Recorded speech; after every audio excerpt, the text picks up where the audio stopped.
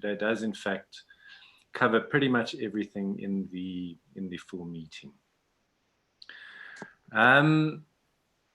Some of the very key ingredients that we need to have for successful meetings are presence and attention. And perhaps you can use this opportunity to practice that. I know it's very easy to zone out or be distracted, particularly in an online situation like this. Obviously, there may be urgent calls you need to take, whatever the case is. And obviously, it's also up to me to make it stimulating enough to keep your attention.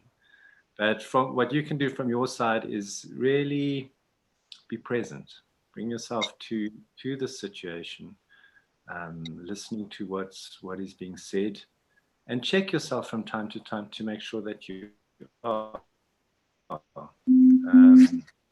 It does help to breathe deeply, and that's in this session and in meetings and in the rest of life.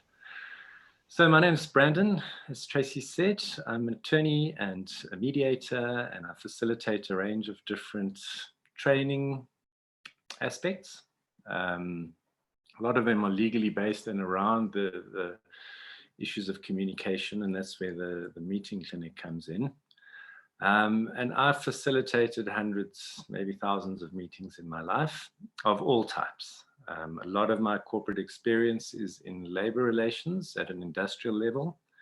So I have chaired bargaining councils. I have facilitated wage negotiation meetings, which is definitely somewhere that I've cut my teeth quite substantially.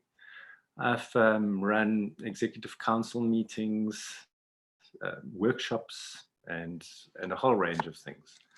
And then participated in a lot of small ones. And obviously, there are many different kinds of meetings. Some of them you may be involved in and some not. And so some of the material may seem more appropriate to certain types of meetings and others not so much, but generally the principles actually apply to all. Obviously, a huge AGM is a different thing in our lives to a small informal meeting with 2 clients or some staff members or whatever the case is, or some colleagues. But if you drill down to it, a lot of this is actually universal across all of that. Besides having facilitated meetings, I've also engineered meetings, and I want to raise that to just bring attention to the distinction between the two. Facilitating is obviously chairing and being in control of a meeting and all that goes with that. Engineering meetings, so these are situations where I was, for example, the executive director of an organization, basically the CEO, and had the whole operations under my control. But I reported to a board, and so the president of the organization was actually the chair of the meeting.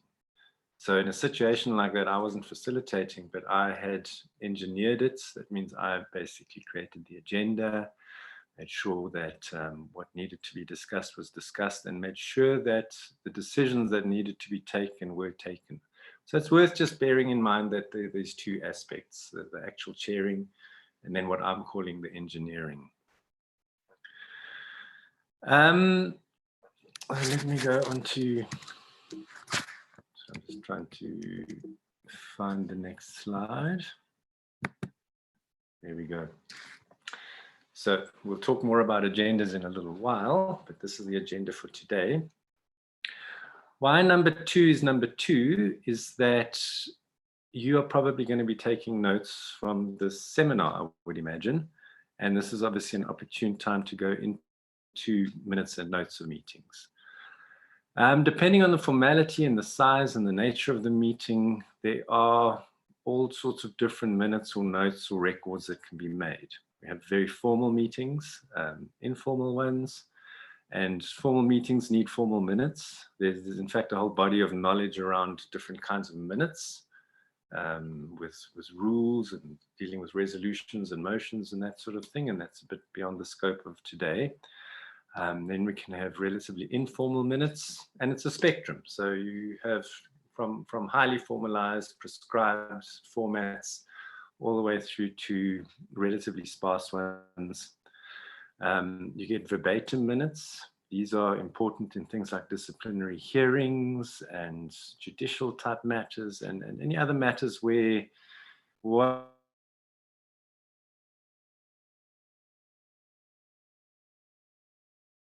and then in the almost very simple, most simple end of the spectrum are action notes. It's where you can sit and simply jot down the things that you need to walk away with that you don't want to forget about. But whatever you do, take notes. I mean, even if there's not a formal minute-taking process in place, meetings without notes can end up being potentially pointless. At the end of the day, hopefully, if you're having a meeting, it's a meeting that you've decided that you need to have, which means that what is discussed there is important. Now, we do tend to remember what's happening straight after the fact, but quite often you'll need to refer to decisions taken, action points agreed on, conversations that were had sometime down the line. And even with the best of intentions, it's not easy to remember these things. Our memories tend to be influenced by subsequent events and by confirmation bias. We all have what we think should happen, and that doesn't happen in the meeting, but a little while down the line in time, we somehow think it's happened again. So it's critical to just have notes, even if they're just something that goes into your diary or general notebook. It's not really worth ever not having notes. So you can think in advance of what kind of notes you need. Some of this will make sense as the seminar unfolds, but depending on, again, what it is that you're doing, you will need to have more comprehensive notes or minutes for yourself, or maybe less so. If you're simply getting a very quick feedback from someone in the organization around something that you're quite familiar with, you'll probably only need to take a few key notes to really have a good record of what happened. But if you're trying to unravel a dispute between two colleagues or staff members or whatever the case is, you're going to want to have something a lot more thorough and comprehensive. So for a moment, you can just think for today, what sort of notes do you need for listening to this? You might hear me talk about some anecdotal stuff, which obviously won't be necessary. But then the key things in terms of procedure and what have you, you'll want to be writing down. You can also think about balancing the writing while you're in a meeting with actual engagement. I've been to meetings with people and all they are doing is looking down at their exam pads and writing. And what I think to myself is, yeah, they're definitely probably going to have a very good record of what has happened. But sometimes I feel like I haven't been in a meeting with a person. I've been watching someone do a task. So at the end of the day, the reasons for meetings is that we want to achieve a level of communication that goes beyond correspondence. And that means a thorough exchange of energy. It means being able to read each other's energy, if you like, or body language. We like to gauge if what we are saying is met with approval or perhaps disapproval. We want to have a sense of when someone is feeling disconcerted or uneasy. And so we don't want to just be looking down at our exam pads and writing all the time. The engagement is important. At the end of the day, most of business is really about relationships. And those relationships are built and broken down in many different ways. And having a good human meeting, even if you're focused on very technical stuff or very commercial stuff, actually builds that relationship and sets the scene for better collaboration, for better outcomes.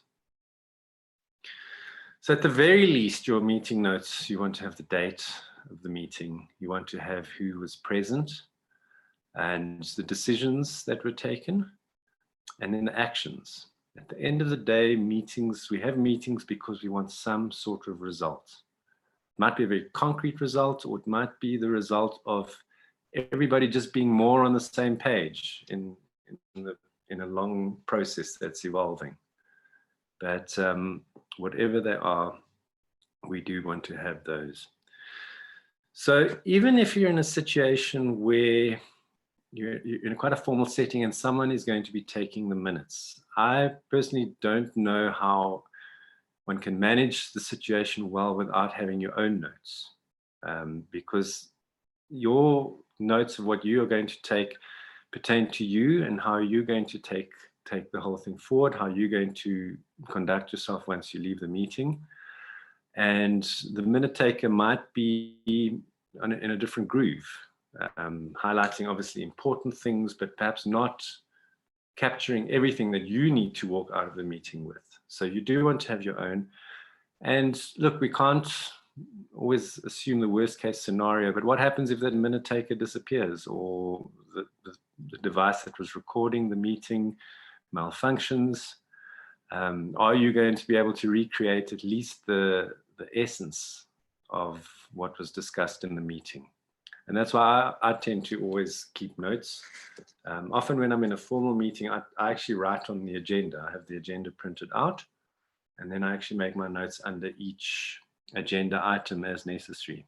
And I put an asterisk next to items that require my action, so that when I get back to my desk after the meeting, I can scan this, I look for all the asterisks, and just then compile my own to-do list walking out of the meeting. So what goes wrong with meetings? I'm just really going to go through a quite an informal and organic list. And these are the things that inform our opinions that meetings can be time wasters and can be very frustrating and can be very draining. I don't know if you've experienced that, where you walk out of a meeting and you feel absolutely finished because of the nature of the meeting and how it unfolded. So one of the biggest problems is that meetings are ineffective. This is clearly not true for all meetings, but the complaints are that too many of them are ineffective. Because time is money, and we've only got so much energy to go around, we want to make sure that the time spent in the meeting is actually constructive. Otherwise, we ask ourselves, why did we do it? Why didn't we rather spend the time sending an email and doing something else? Talking at cross purposes. I think this is a big frustration for me. It's when sometimes people seem to be in completely different meetings, talking about different things, and that's because they walk in with their own intentions of what they want out of the meeting and what they think the meeting is actually being called for. Repetition, whether it's a discussion. A lot of meetings are standing meetings. They might be monthly or whatever the case is. And I don't know if you've experienced, but meeting after meeting, month after month, the same things get discussed, which also drains energy, wastes time, and creates bad mental habits. An unclear agenda is a frustration, or the agenda not being followed, the agenda not being completed. People who haven't prepped for the meeting. So perhaps documentation was sent out in advance and people were asked to get their heads around it. And then conversations arise in the meeting that indicate that someone clearly hasn't even taken a look at what's meant to be done, or people were tasked with presenting certain aspects and they haven't prepped for that.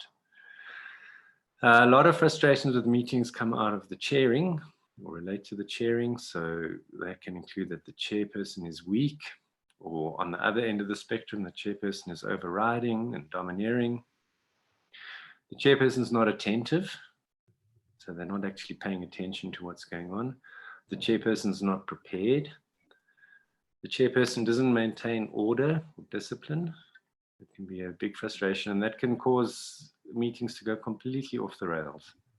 And meetings that end up in antagonistic situations actually set back whatever was intended to be achieved. So that's quite critically important.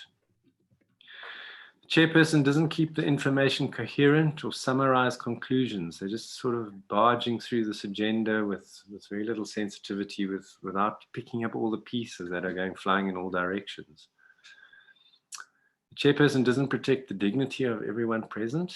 there's a very strong and largely unspoken contract about meetings. It's generally accepted by everyone that one is going into a space where there is a certain etiquette. You can expect certain of your rights to be upheld, and you have certain obligations. And those unwritten rules make meetings work. Otherwise, one ends up in a cocktail party type chat. So there's big frustration when the chair doesn't help enforce those rules. People speak for too long. That's a big one. People speak over each other is another problem. People repeat themselves.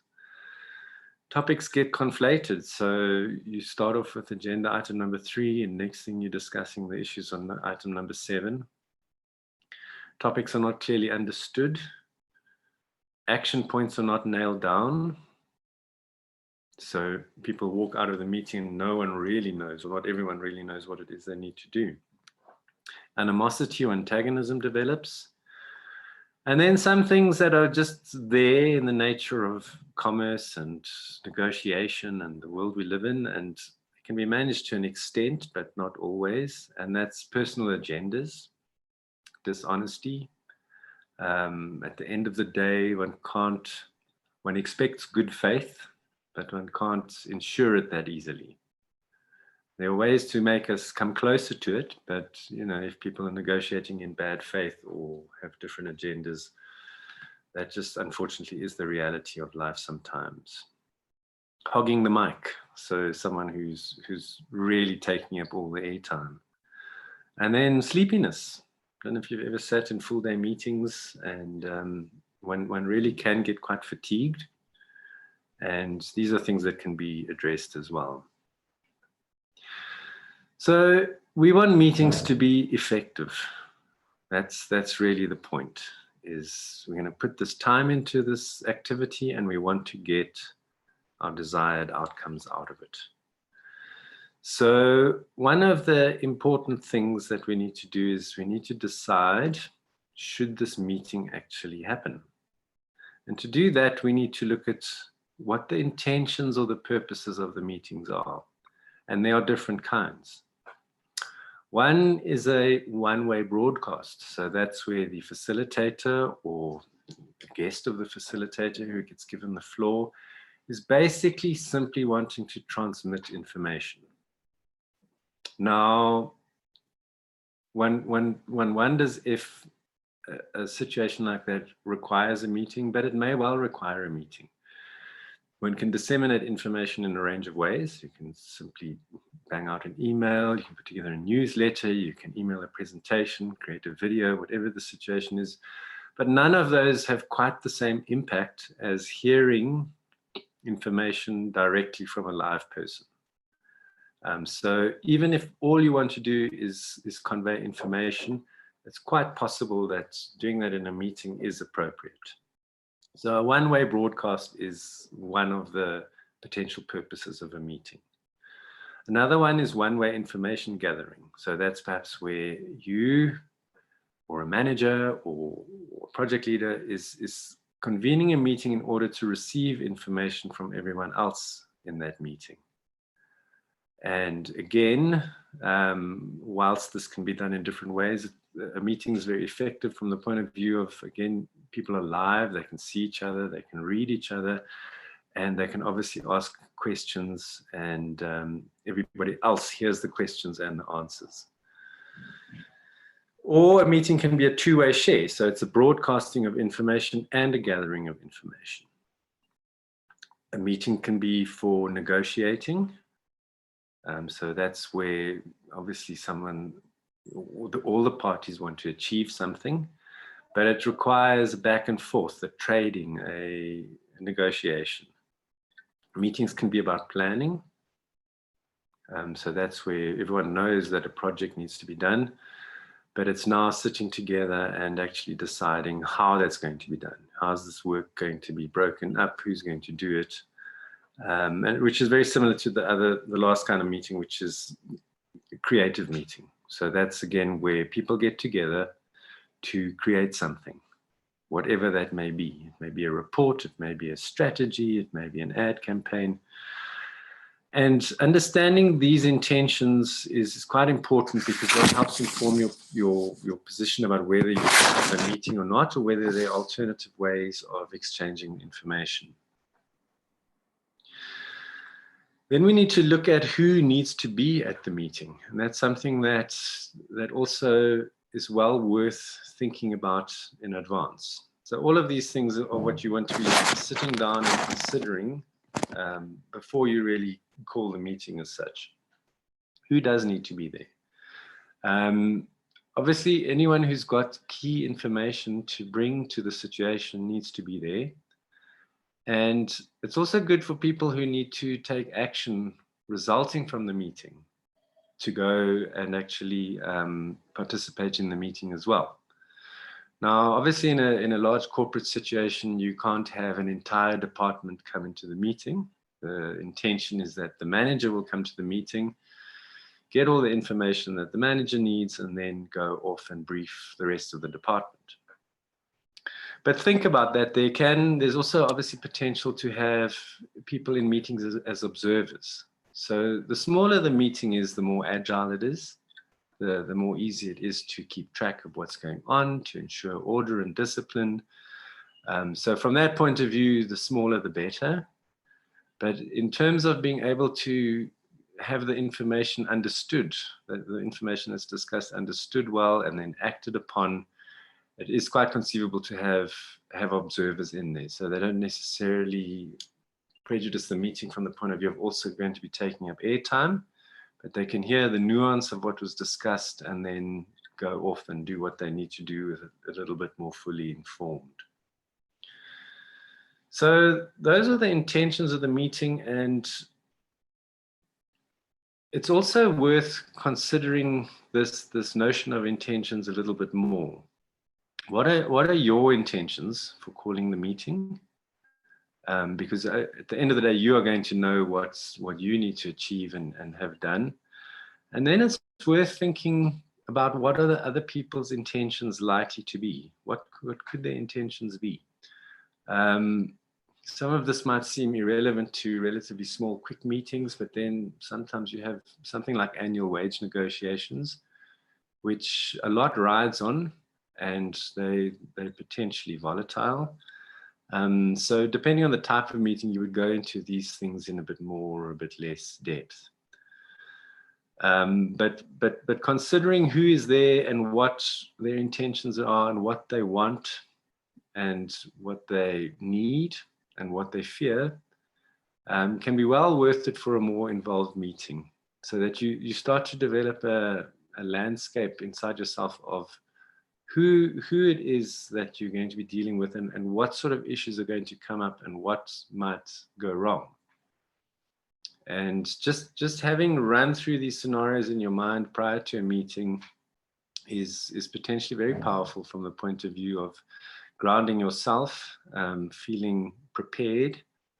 That in turn allows you to think on your feet in the meeting. And it also allows one to focus on achieving the objectives at the meeting.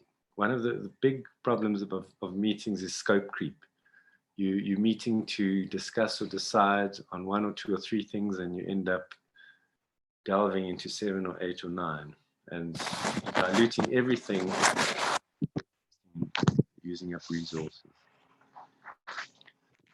So that is the agenda. Sorry, let's find my notes here.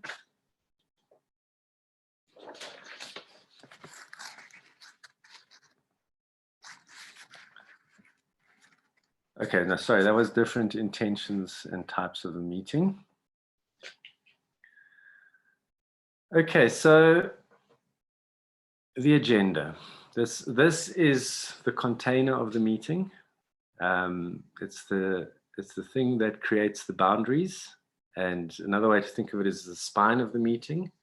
It gives form and structure, and it's the central point to which we always return. And this helps us keep the meeting on track. And basically a well-formulated agenda can make your life very, very easy, and a badly formulated one can create a nightmare. So you always have an agenda.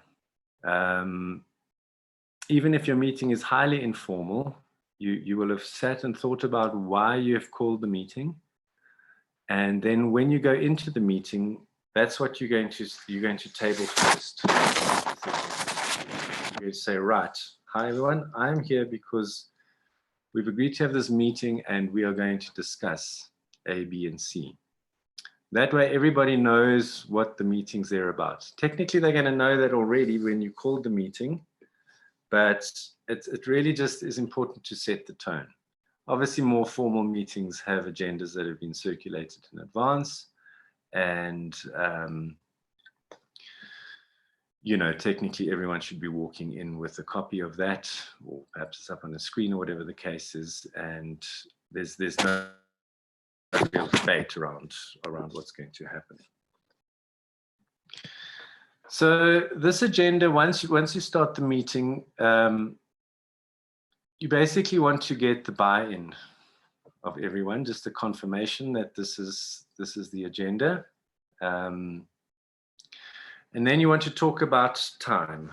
So this is quite critical. When you've planned your agenda, you're going to be looking at how long this meeting is going to be.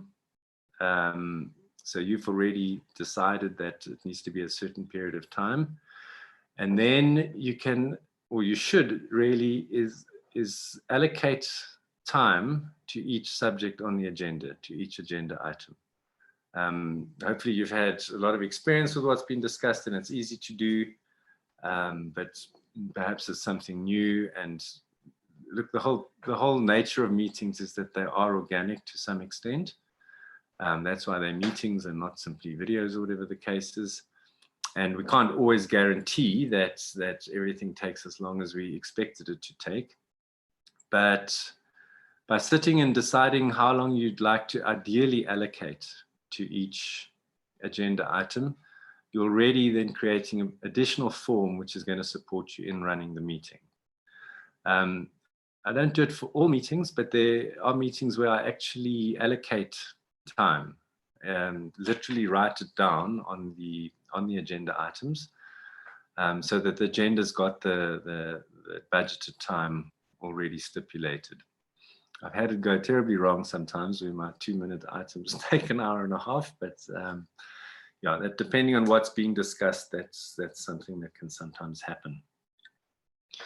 So people like to arrive at a meeting and be told, this is what we're discussing and this is how long we expect it to take. We're often not in the habit of doing this with the time, and we tend to, we sometimes go into meetings and then what I do experience quite often is that people say, right, how long have we got? And then everyone will have a bit of a consensus discussion and it'll be agreed we'll be here for an hour and a half or whatever the case is. It would be good to be able to evaluate that and set that up before the meeting, but obviously that's not always possible. The more certainty people have, the more, again, you're within a firm set of rails, or on a set of rails that drives you in the direction that you want to go. When you're planning the agenda, it's also very important to look at the logical order of items that need to be discussed. From a psychological point of view, it makes quite sense. Is we tend to be more attentive, obviously, at the beginning of a meeting. We've got more energy, and we remember what happens at the beginning of meetings, and we remember what happens at the end of meetings more easily. And then what happens in the middle is often gets a bit more vague in our memories. So you do want to think carefully about the order of events. On a multi-agenda or multi-item agenda, we don't want to be trying to discuss early on an issue that actually is very dependent on something that's further down on the agenda. So we want to systematically approach it so that we don't get hamstrung in that way, and almost follow an agenda that makes logical sense in terms of the different things that need to be done. Sometimes meetings start with the proverbial elephant in the room. So you have a team that's working on a project together, but there's been a big blowout earlier in the week, and there's bad blood. Basically, everyone's not very happy with each other and what have you. It would be absolutely crazy to put addressing that conflict down the bottom of the agenda, because you can be sure everybody is going to be thinking about this conflict and not paying attention to whatever else is being discussed before it. So in situations like that, take these difficult things and get them out of the way first. We'll talk about conflict a bit more just now, but and to be honest, if you really had a hectic conflict situation, you wouldn't try and bring it into a normal meeting. You would have a dedicated meeting for it if you needed to. Or your company got a brilliant review or got a terrible review or something like that. Get it out early so that those emotions can also be released. You know, at the end of the day, we think that we completely rational and cool-headed and what have you, but the truth is we do get affected by the things that happen in our work situations. So let's just acknowledge that people can walk into meetings with quite high emotions or distress even from something that's happened. So to be able to diffuse those things early on and appropriately is really the way to go, so that then you can have everyone's attention properly for what needs to be discussed later on.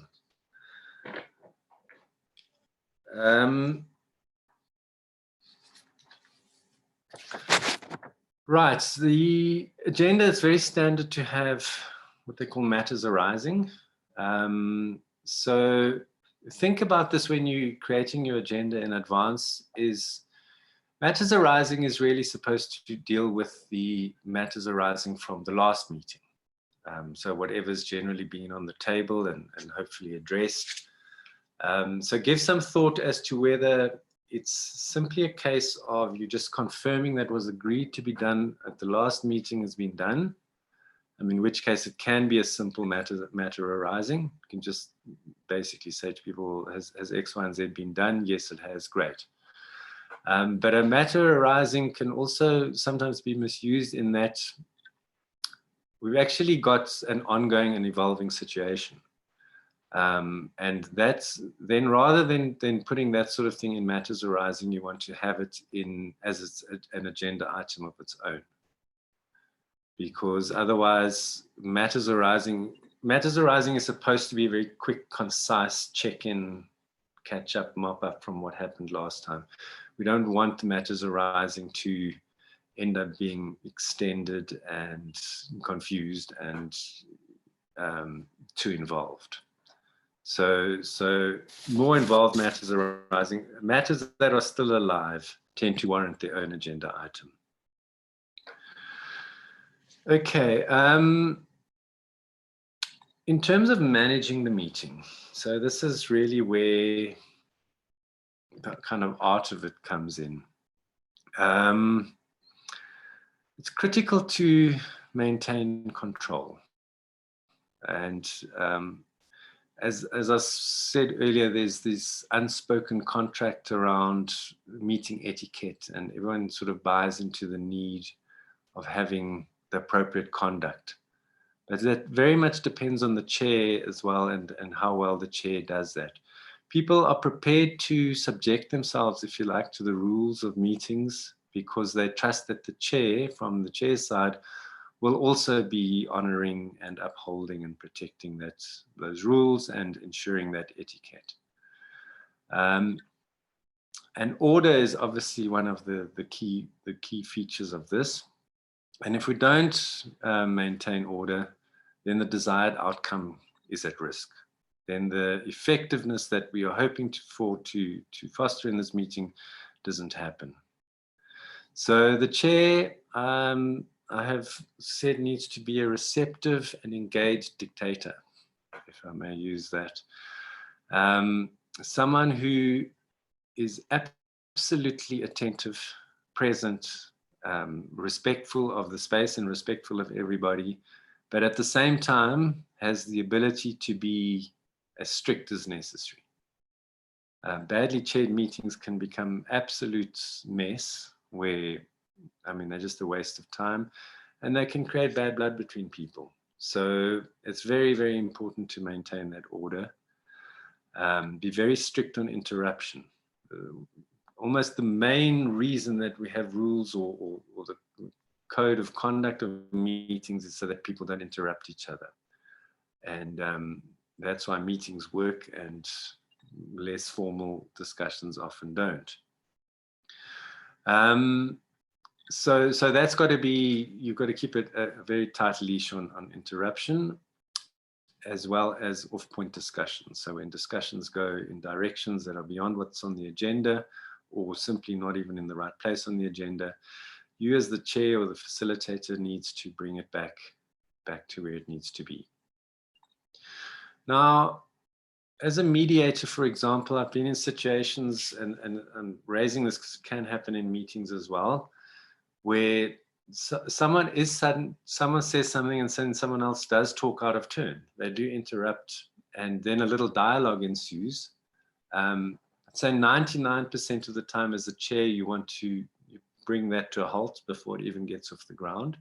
But there's occasionally times where that more spontaneous kind of dialogue yields amazing results.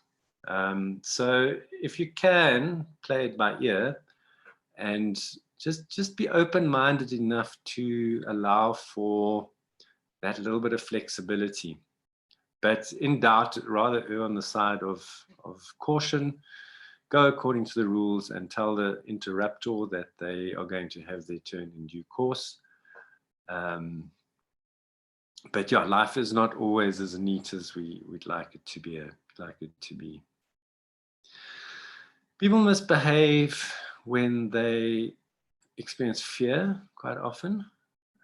Some people are just domineering, and they're so used to barging their way into everything and talking over people and shouting the loudest. And some people actually get away with that and possibly even successful that way.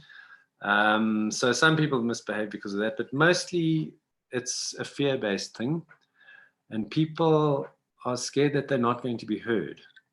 And so that starts bursting out of them, and they want to shout it out and put it on the table quickly before there's whatever it is they're fearing happens, or they have major concerns. So it's worth bearing that in mind. We'll go a bit more into the psychology of it as well. But that is often why people misbehave, and why it's so important to take into account people's fears. And we'll talk about that in a moment. So the physical space of a meeting is quite important as well. We often don't have control over something like this, but if you are the convener of a meeting, or you have some sort of facilities under your management that are used for meetings, it's well worth thinking of. The physical comfort of people makes a big difference. So you do want to try and ensure that, well, ideally the actual environment of the meeting is as comfortable as possible. The chairs are reasonably comfortable. The temperature. You don't want some people having drafts or winds blowing on them and that sort of thing. And you certainly don't want people having to sit glaring into sunlight that's coming through the window. So you want sufficient light, the right temperature, and then think about how you'd like people to sit. If you've got the luxury and ability to do that, it's just to create a situation where everyone can be sort of quite comfortable. If you've got a very long, thin table, and you've got someone that actually needs to give a lot of input in the meeting, sitting right on the one end, on the same side of the table as the chair, and having to peer around to be able to see everyone, that's not ideal.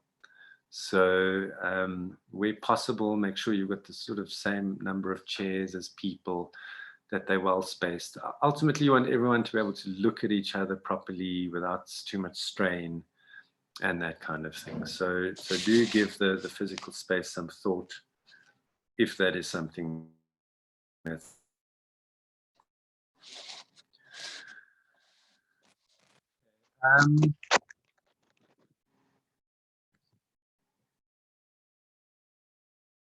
Is there a question for Brandon?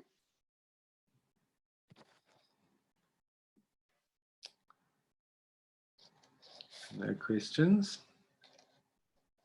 Okay. Sorry, Trace, I just put something in on the chat box that always, as a chairperson, I have trouble with. It's trying to remain impartial and sensitive when a person becomes too long-winded and has to be cut down. I find it a very difficult position to be in.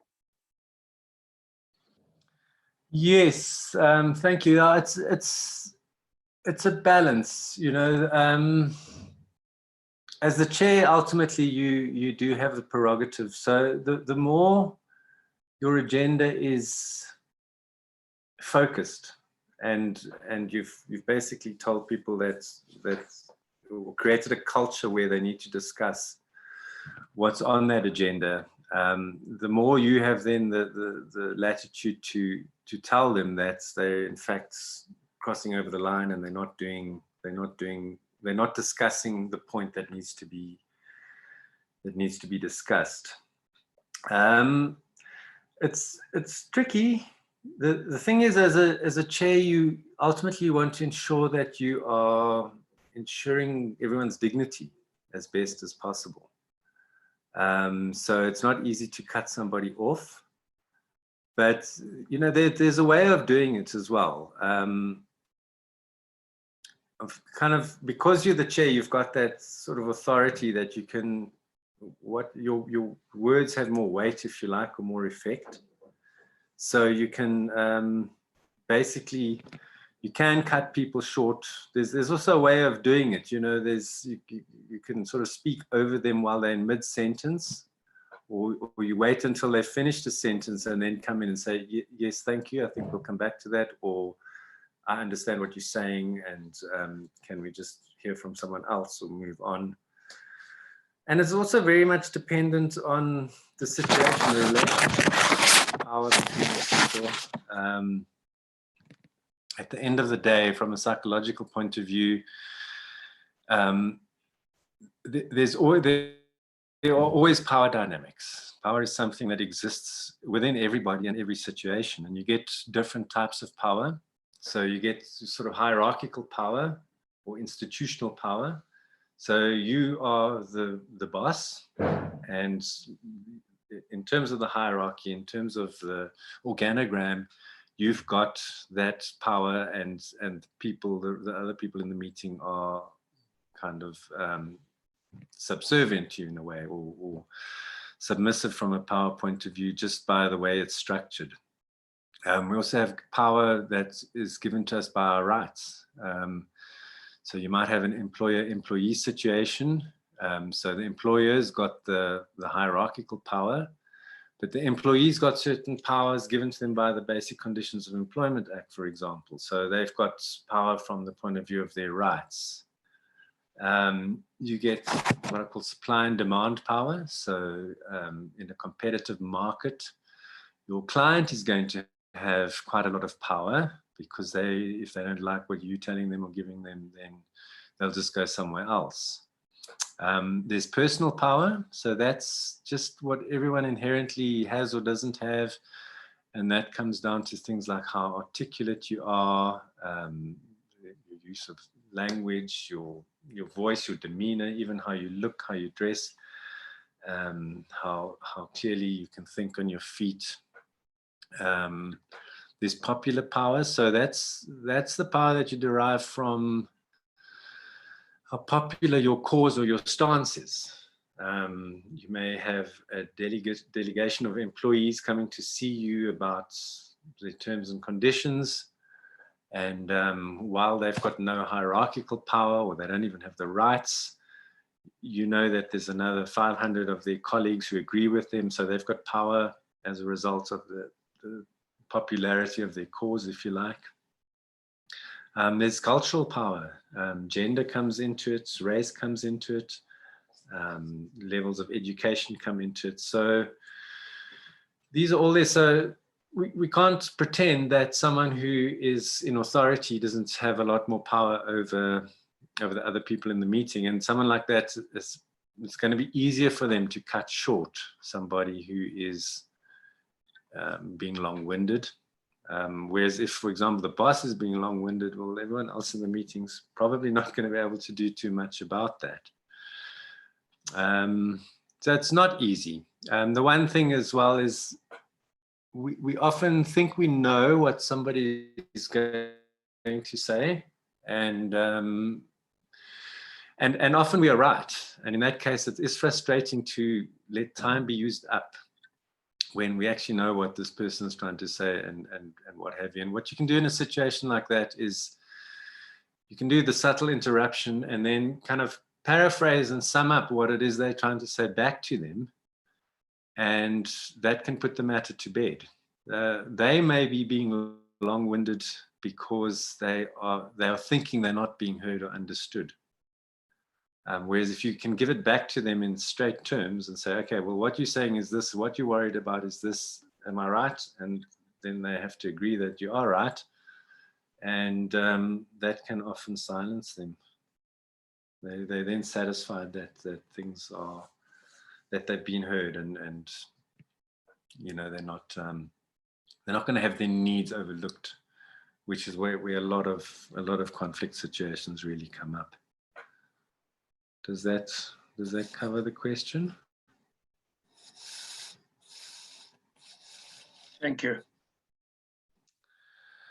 Okay, so as the chair, there may be times where, so you need to be in absolute control of the meeting. There may be times where you're almost going to delegate the chairmanship to somebody else for a patch of time. So for instance, you may have someone that's sitting in on the meeting that needs to give quite solid input on a piece of information that's required.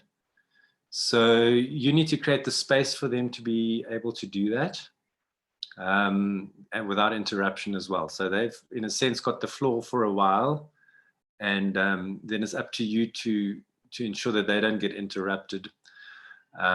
You want to perhaps demarcate dedicated question times, so you can think of that in advance as well.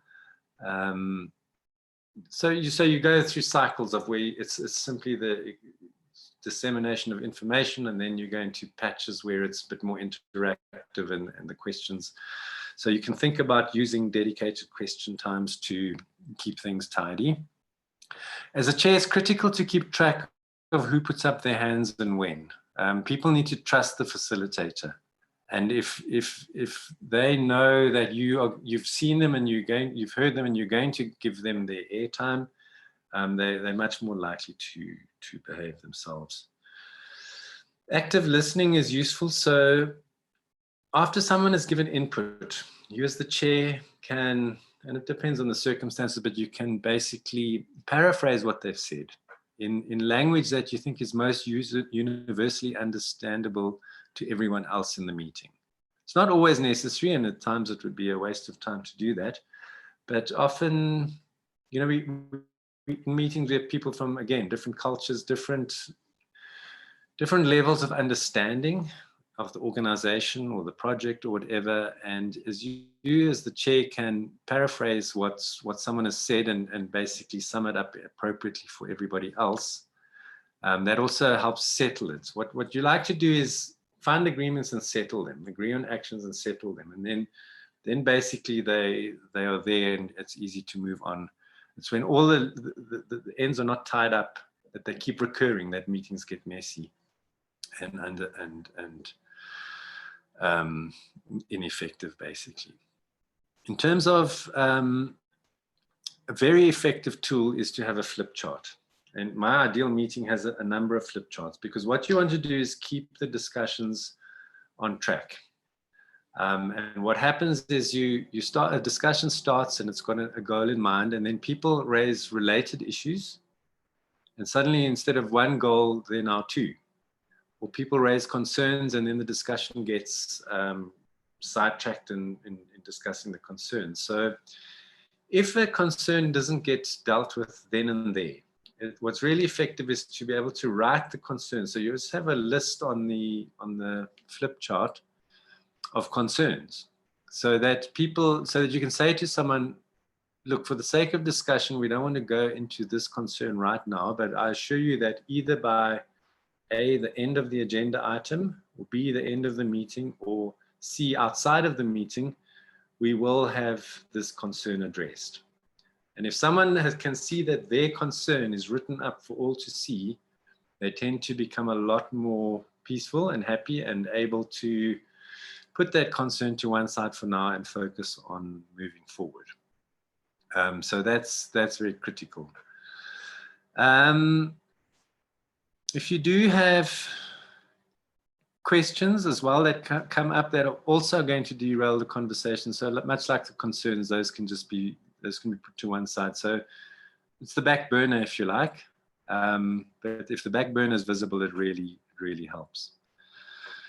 Brandon, sorry for the interjection. I just to be mindful of the time. Right. Okay. Thank you. Thanks, Tracy. Yeah. So just okay, and then probably the most important thing are action lists. So meetings have discussions. So the discussion is just exchanging ideas.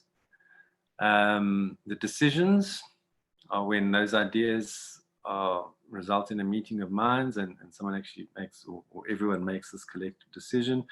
And then actions, because very few meetings are going to have people walking out without some or a number or all of them having to take action.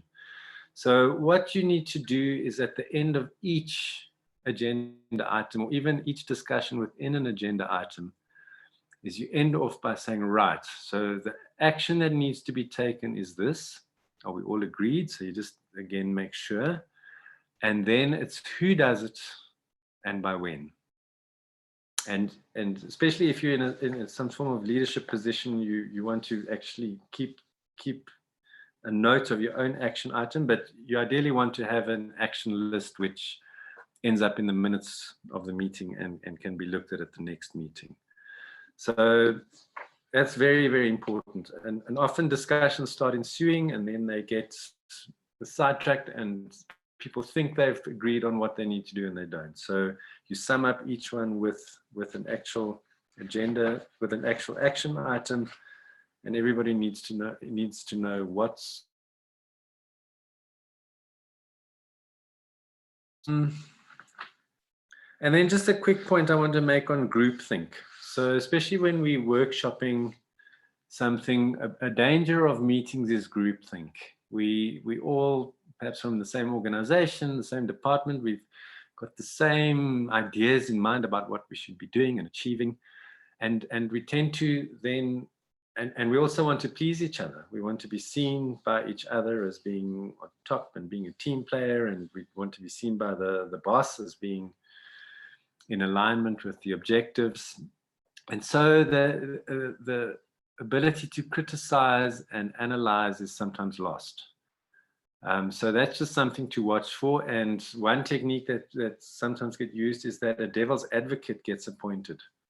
To actually choose someone who deliberately tries to poke holes into what is being discussed, because that then stretches everyone else and tests everyone else to think a little bit out the box.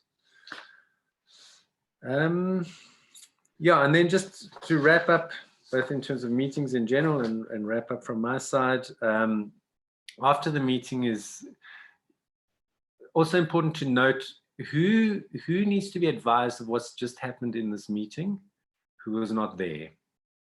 So, you know, A, B, and C might be meeting, and D is the one who's actually going to do that. So keep a note of that throughout the meeting, and as soon as you can after the meeting, send out your critical communications that arose out of this meeting to whoever needs to be advised. And then if it's a minutes situation, try and get the minutes as soon as possible. And I'm guilty of this, is sort of not addressing them till the next meeting's coming up. But the sooner you can look at them and ensure that they're adequate, the better. Because the closer it is to the time, the fresher it is in your memory. And you don't want to necessarily have to be casting your mind back to last month's meeting if it's something that you can do 3 days later. So yeah, that's basically covering what I wanted to cover today. And the time goes very quickly, I must say.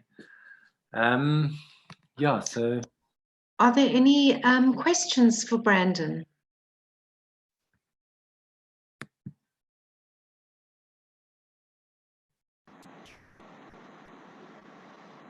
Susan? I'm happy, thanks, Trace. Covered the point I had. Thank you. Okay. So Brandon, on behalf of the Orchard team, thank you so much for your time. And I think we will all be going into meetings, whether they be virtual or face-to-face, with a whole new mindset of the actual opportunities that unfold in meetings, and we will all be more prepared, certainly from our side. So thank you for giving up your time this afternoon, and we look forward to working with you soon. For the participants that are still with us, we will definitely send you the recording of today's session, and we look forward to having you join us for more Orchard webinars. Thank you so much, Brandon. Thank you, Tracy. Thanks, everybody. Thanks. Bye. Insightful. Thanks.